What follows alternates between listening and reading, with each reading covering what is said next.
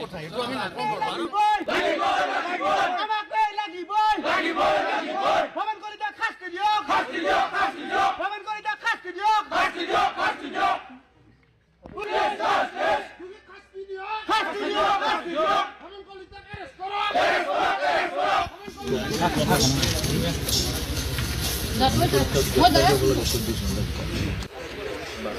masih berbikin udah apa ini?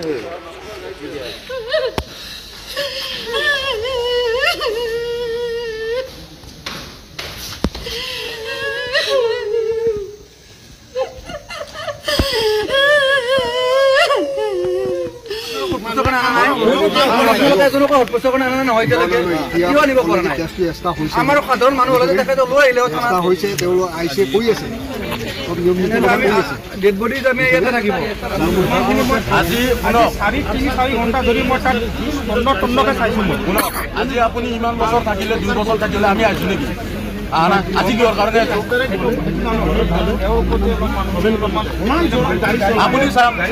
আপুনি গাড়ীখন চলাই তেওঁ ল'ৰা আৰু আজি মই কিন্তু 130 গাড়ী চলাই পোৱা নাই ফোন কৰি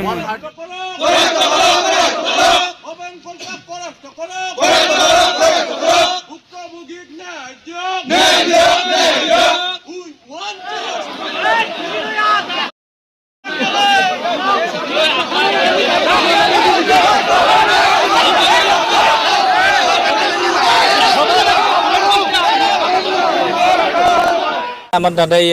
গোবিন কলিতা বুলি কোৱা মানুহ তাত মানে খাল বোৱা কাম কৰিছিল আৰু তাৰপিছত কাম কৰি ফেলে 18 তাৰিখে এক্সিডেণ্ট হোৱা বুলি মানে মালিকটো জনাইছে আমাক খবৰ দিছে 21 তাৰিখে জনাই দিয়াৰ পিছত আমি আহিলোঁ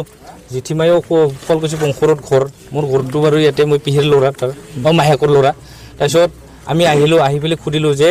মানুহটো ল'ৰা চৰা অৱস্থাত নাই আমি দেখি পোৱা অৱস্থাত মানে ল'ৰা চৰা কৰিব পৰা নাই তাৰপিছত আমি সুধিলোঁ যে আপুনি ট্ৰিটমেণ্ট কিয় কৰা নাই তাৰপিছত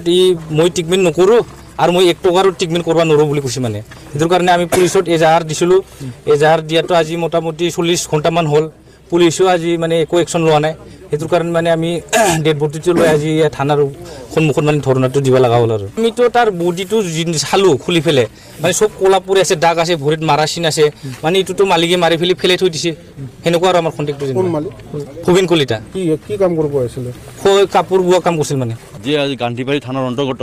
ভৱেন কলিতা নামৰ যিজন ব্যক্তিয়ে এজন শুৱালকুছিৰ ব্যক্তিক তেওঁক কাম কৰাকৈ ৰাখিছিলে তাঁতশাল বোৱা কৰি ঘটনাটো প্ৰায় 3 দিন আগতে তেওঁ মানুহজনক প্ৰহাৰ কৰিছিলে প্ৰহাৰ কৰাৰ 3 দিন পিছত তেওঁ ঘৰৰ মানুহ খবৰ দিছে খবৰ দিয়াত যেতিয়া ঘৰৰ মানুহ আহিলে আহি পেলাই তেওঁলোকৰ লগত কথা পাতিলে কথা পতাৰ পিছত আমি গান্ধীবাৰী আৰক্ষী চকীত আহি পেলাই এখন এফআইআৰ দিলোঁ এফআইআৰ দিয়া আজি প্ৰায় 3 দিন হৈ গ'ল গান্ধীবাৰী আৰক্ষী চকীৰ পৰাই কোনো ধৰণৰ সঁহাৰি পোৱা নাই যে ভৱেন কলিতাক থানাত মাতি কিবা সোধপোছ বা অভিভাৱকক মানে মাতি পেলাই তেনেধৰণৰ কোনো সোধপোছ পোৱা নাই আমি এইখিনিয়ে দাবী জনাইছোঁ আমি এজুৱাচিপিৰ ফালৰ পৰাই গান্ধীবাৰী আৰক্ষী চকীক বা তামোলপুৰ SP মহোদয় এইখিনি অনুৰোধ জনাইছোঁ দুখী যাতে ইয়াৰ পৰাই কোনো ধৰণৰ সাৰি যাব নোৱাৰে ছাত্ৰ সন্থাৰ লগতে এজুৱাচিপিয়ে যি প্ৰতিবাদ সাব্যস্ত কৰিছিলে সেই প্ৰতিবাদ সাব্যস্ত কৰাৰ ফলত 1 ঘণ্টাৰ ভিতৰত